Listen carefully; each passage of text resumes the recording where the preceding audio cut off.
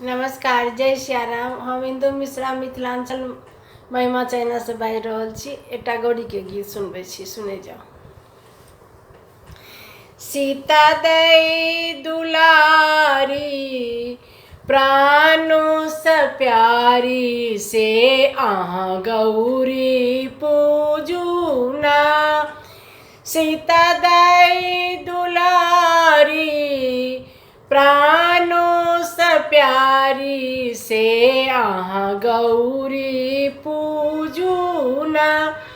कहती सीता दई सुनु है सुने ना। कहती सीता दई सुनु है सुने ना।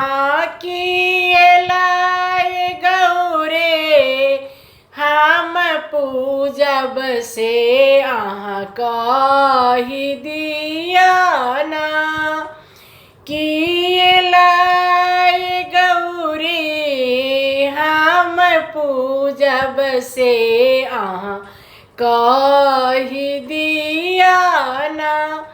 फूल बेल पत्र लिया और नवेद लिया। फूल बेल पत्र लिया और नवेद लिया। लाली सिंदूर लिया हाथ से आहाँ गौरी पूजू ना। लाली सिंदूर लिया हाथ से आहाँ गौरी पूजू ना। सीता दई दुलारी प्राणों से प्यारी से आहाँ गौरी पूजू ना। कहती सीता दई सुनु है सुने ना। कहती सीता दई सुनु है सुने ना।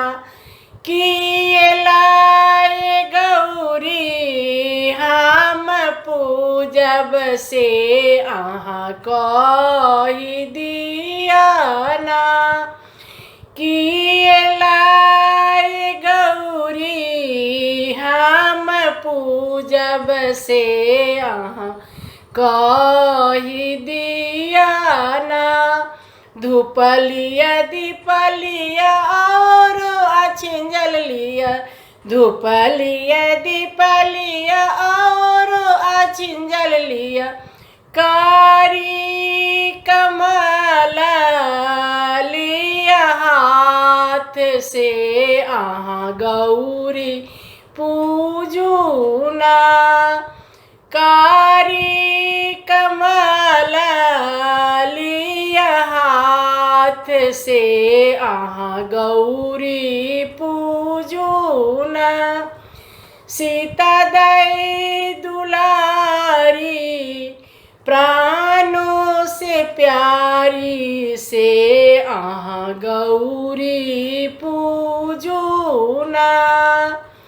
कहती सीता दई सुनु है सुने ना। कहती सीता दई सुनु है सुने ना। किए लाए गौरी हम पूजब से आहाँ कही दिया ना। किए लाए गौरी हम पूजब से आहाँ कही दिया ना।